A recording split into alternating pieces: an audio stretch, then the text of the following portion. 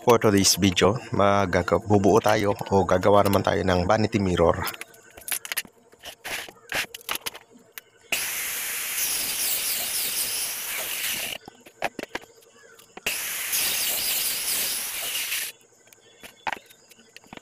Bali tatlong panel yung ginawa ko dito para mas maging matibay siya.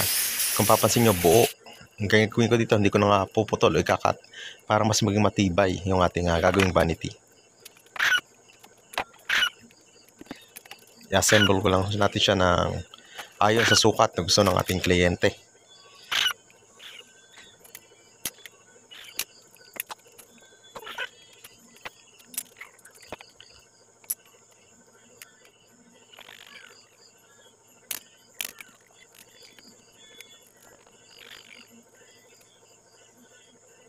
Dito sa pinakaputing niya, medyo tinasan ko ang pinakaputing na to dahil lalagyan ko dito ng hidden drawer sa pinakailalim niya. Ito na yung pagkakabuo natin ng ating vanity. Ayan. Yan ang pinakabuuan niya. At dito naman yung pinaka-shelves niya. Ayan. Sa pinakadulo ng shelf niya rito, nilagyan ko siya ng 1/4 na plywood para hindi mahulog yung ating ilalagay na kung ano man pwedeng ilagay dyan. Sinukat ko nga lang pa to sa pinakamalaking lotion na nakita ko sa amin. Doon ko siya sinukat. O 1 feet ang pinakasukat niya. O 11 inches. Ayan. Ito yung pinaka hidden drawer niya. Ito pinakamalit na to. Hidden drawer to. Doon ko ilalagay to sa pinakailalim. Bali, 4 na drawer na may handle, tapos yung sa ilalim niya walang handle kasi naka-hidden yun na hindi mo siya akalain na drawer din pala siya.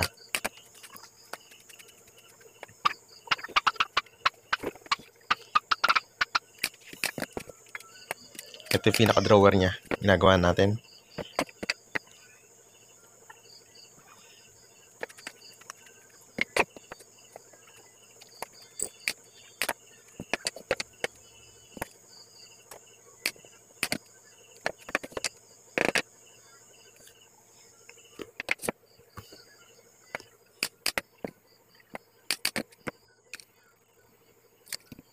At dito magkakat naman ako dito ng pinaka pangsalon niya sa ilalim. Ayan. Dahil isang sukat lang naman yung tatlong drawer na yun, kaya mapasin nyo, gumamit ako stop block yan para isang sukat lang. Ayan. Ito yung pinakailalim niya.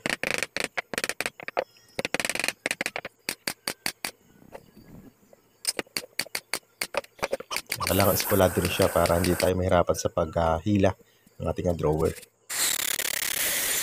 At ito naman yung pinaka-mirror niya. Yan. Lalagyan ko lang muna siya ng cut. Yan. Yung gilid lang yung kunin natin dito para mas maging matibay. Buo kasi siya. Ganyan ako gumagawa ng mga mirror. Hindi ko siya yung isa-isa siya kahit yung tornilyo lang. Kasi gusto ko yung ganitong itsura niya. Mas magiging matibay kasi yung mirror natin pag ganyan. Yan. Linisin lang natin yung mga kantuhan niya. Yan. Tapos gumamit din ako ng router dito para doon naman sa lalagyan ng pinakasalamin niya. Bali double groove yung ginawa ko rito para naman sa lalagyan ng 1/4 na plywood pinaka-backing niya. Kaya in-adjust ko na nga siya para doon naman sa pinaka-backing niya o yung pinaka 1/4 na plywood. Ayan. Bali naging unang sukat ko dito ng mirror is 3/4 at 1/4 and 1/8. Ito yung mga galing sa jealousy ng bintana. Ito yung gagamitin ko naman dito, pinaka adjustable shelves niya. Para hindi masyadong makapal pagka kasi 3/4 yung gagamitin ko sa pag-adjustable shelf niya, kakapal lalo siya. Kaya gumamit na lang ako dito ng mirror. Ayan. 1/4 na glass. Ayan. Pinaklam ko siya kasi medyo makitid lang yung ating kinakat na mirror. Kaya gumagamit pa ako dyan ng clamp para maputol natin na maayos. Ayun o. Yun. Medyo matigas din kasi 1/4 yan. Pero pagka malayo, kahit ganun lang, okay na siya. Saka ako minrine yung pinaka gilid ng mga edging para matanggal yung talim niya. Para hindi masugat yung gagamit. Tinanggal ko yung pinaka talim ng gilid.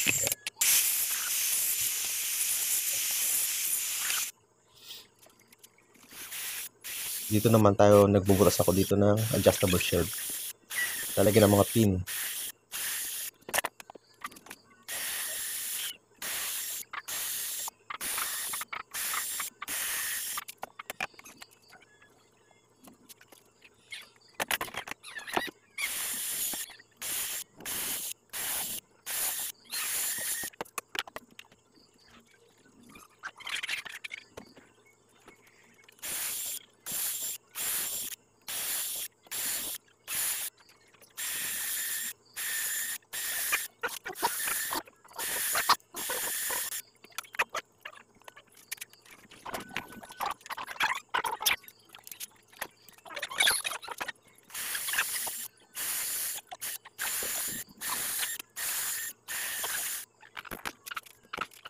Dito ginamit ko nga pala dito nga pinaka-backing niya is 1/2 na phenolic board o yung crocodile wood na 1/2.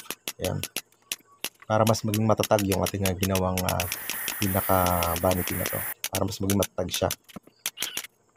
At saka nilagyan ko na rin pala siya ng backing bago ko siya i-finish. Gawa nga ng hindi ko sinusuot yung pinaka-backing na to. Yung gilid niya kasi makikita kaya sinabay ko na siya sa finishing. Ayan. Yung pinaka-edging na yan, kasi lilinisin pa natin yan para maging maganda yung presentable yung magiging itsura ng pinaka-gilid niya. Kaya minabuti ko na ilagay na yung backing niya. Ayan, ganyan magiging itsura niya. Pati yung gilid niya, minasilihan ko na rin yan. Ayan, naka-polytop na lahat yan. Ayan, dito sa harapan na yan, hanggang sa sulok na yun, lagyan natin ng polytop para iwas yung mga singaw-singaw na masakit sa mata. Ayan. Ayan. Polytop na siya paikot. Ayan. Pati yung taas, nilagyan ko rin yung pinakataas niyan. Ayan. Polytop na yan. Hanggang dito. Ayan. Para kahit sa taas niya, talagang maganda siyang tingnan kapag na-finish na.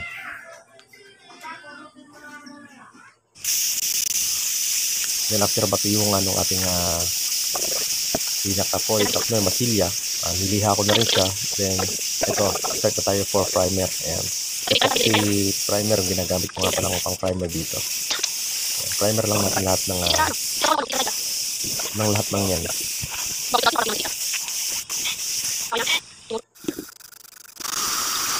At ito yung pinaka-drawer niya, nilagyan ko na rin siya pinaka-butas niya. Ayan. Ayan, sa paggawa ko nga ng drawer ng handle, ayan, sinukat ko lang ng isa. Imbes na ako nagsukat tapos pinapatong ko na lang siya para iisa lang yung mag-itsura ng lalagyan ng handle niya. Center na yan. Hindi natin kailangan gumawa pa ng guide yan. Isang beses pa ako nagsukat.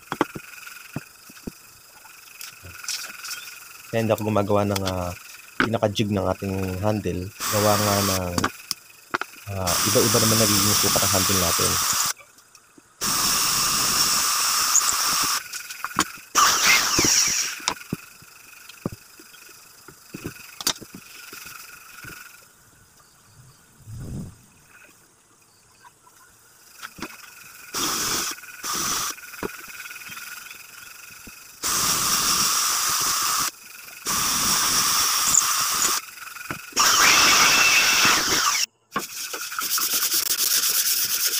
At ito na nga yung ating binili na pangkulay sa kanya, chocolate brown. Ayan.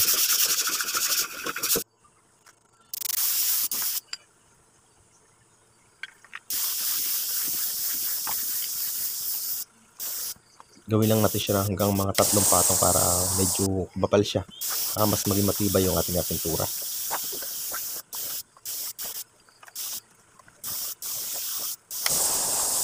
Miscoat lang muna ang first coat, miscoat lang siya. Then second coat, then third coat.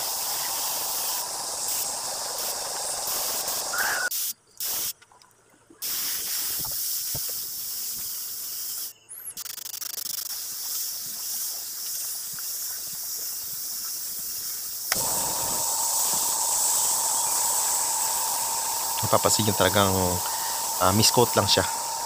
Dahil gagawin naman natin siya ng 3 coats o 4 coats pa para mas maging maganda yung pagkaka-dark brown niya. Pagka kasi hindi siya medyo makapal, medyo mapusyaw yung magiging kulay niya.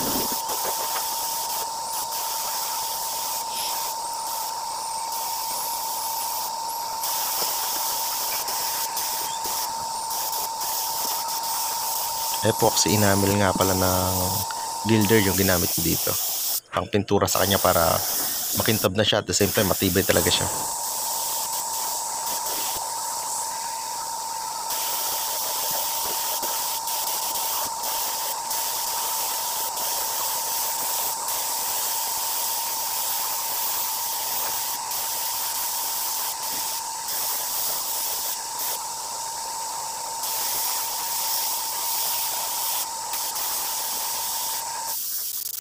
Yan, hanggang sa ilalim nilagyan ko na rin siya ng pintura para iwas yung mga bukbok, para mas maging matibay, mas lalong tumagal yung ating ginawa na to.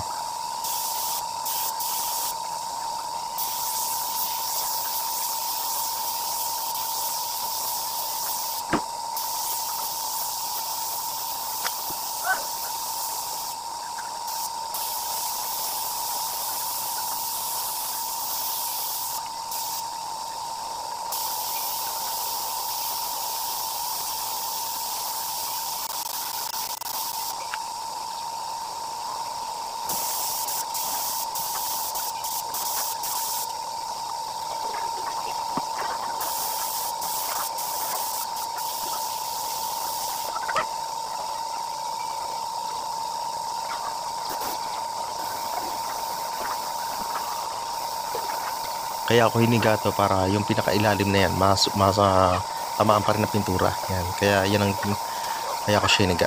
Yan. Dahil mahirap siyang abutin kapag nakatayo yung ating ginagawa. Kaya hiniga ko siya para lahat ng sulok malagyan natin. Sinasala ko nga rin pala yung ating pintura para mas maging maganda yung finish natin.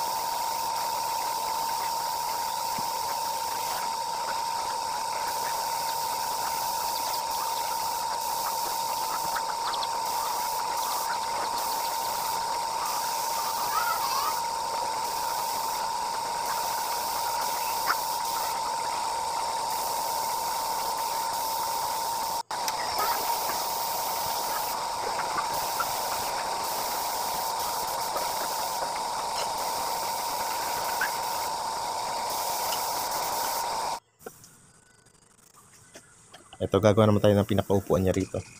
Yan.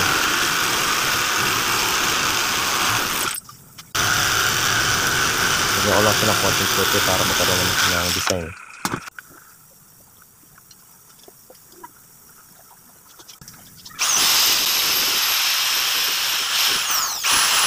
Nandagyan ako dito ng drill na liha na bilog para mas maging maganda yung curve niya. Para dito standard para makinis o makinis yung ating trabaho. Sa pinakapaa niya na to, hindi ko na nga siya kinortihan. Gawa nga na bakas malalong humina yung pinakailalim niya. Dahil uupuan to upuan siya. Kaya hindi ko na siya kinortihan pa yung pinakailalim. Dito na ako sa taas nagkorte. Nilagyan ko rin ng pong yung pinakaupuan niya para hindi masakit sa puwet o mas komportableng umupo yung ating gagamit ito. Tapos pinatasa ko na siya sa gitna para mas mabilis mag-bounce yung ating mabilis mag-bounce yung ating foam. Kaya binutasan ko sa gitna. Yun ang purpose ng ating butas. Tapos dito naisip ko na sayang yung open na yan. Sayang. Kaya naisip ko nadagdagan ulit tayo. Magdadagdag na naman ako dito ng features niya. Itong ang pinakailalim niya na yan. Gagawin ko pa rin lalagyan yan. Sa pinaka-open niya, gagawin ko pa rin lalagyan yan. Para hindi naman masayang yan. Kung open lang naman yan, sayang. Ayan. Ito ang ating magiging finished product dito. Ayan. Then mamasilihan ko na nga lang siya ulit ng polytop. Hanggang sa pinakailalim na ito, nilagyan ko siya ng polytop para mas maging matibay ito. Dahil ito yung upuan, marami itong mapagdadaan sa ilalim niya. Pwedeng mabasa kung ano man. Kaya nilagyan ko siya ng polytop para hindi siya basta-basta masira agad. Hanggang sa ilalim na ito, nilagyan ko na rin siya ng polytop.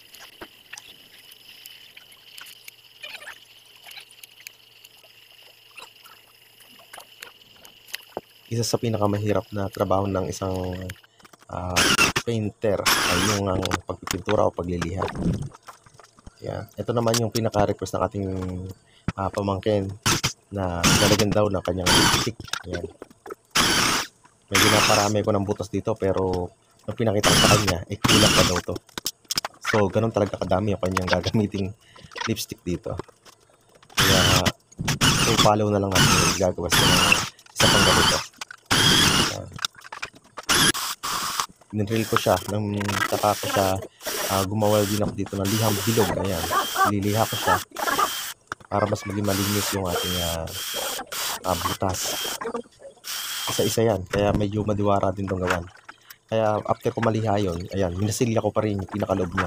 Ayan, minasilya ko lahat ng loob ng butas na yan, minasilya ko isa para mas maging malinis yung ating trabaho dito sa lalagyan ng lipstick ito o tayuan ng lipstick. Yan.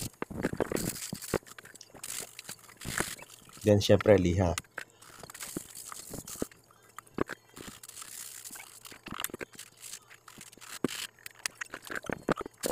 Kaya ditong upuan pa lang ito, tsaka lalagyan pa lang ng lipstick niya. Umubos na talaga ako ng oras dito. Talaga namang medyo mabusisi kasi yung pagawa niya. Ito yung pinaka-hidden drawer niya sa ilalim. Ayan. Naglalagay na tayo ng pinaka-drawer niya.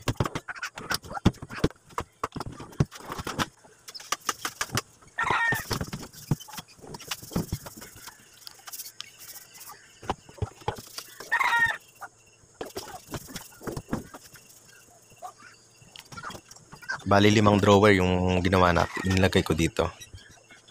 4 lang sana to pero nagdagdag ako ng pinakamaliit na drawer doon sa pinakailalim niya. Yung pinaka-hidden drawer niya.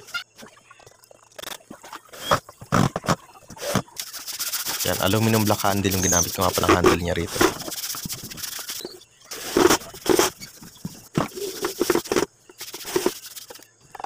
Yan. Tapos dito na yung pinaka-mirror niya.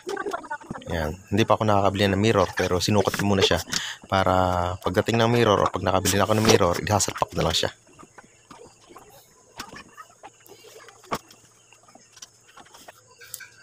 Ito yung sinasabi kong naka-hidden na drawer niya sa ilalim. Ayan. Hindi siya halatang drawer. Magugulat ka na lang na pwede ka magtago ng kung ano man yung pwede itago dyan. Ayan. Hidden drawer siya. Ayan, hindi siya halata. Mukha lang siyang paa. Ito na nga yung ating final. Ito ilalagay ng lipstick niya. Ayan. Marami na yan. Maraming butas yan. Then nilagyan ko siya ng pinakapaa niya. Ayan.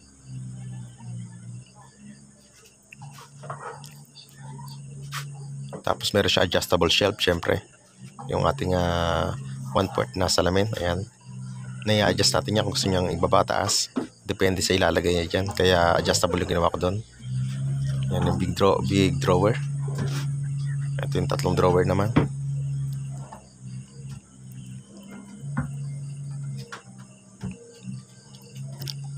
Then of course yung ating hidden drawer. Ayan. Ito na yung ating upuan niya. Medyo mataas ng konti. Ayan, na-box pa rin siya. Talaga namang lahat yan, nilagyan natin ng box para mas maging kapaki-pakinabang yung ating trabaho dito. Ganun lang guys, thanks for watching.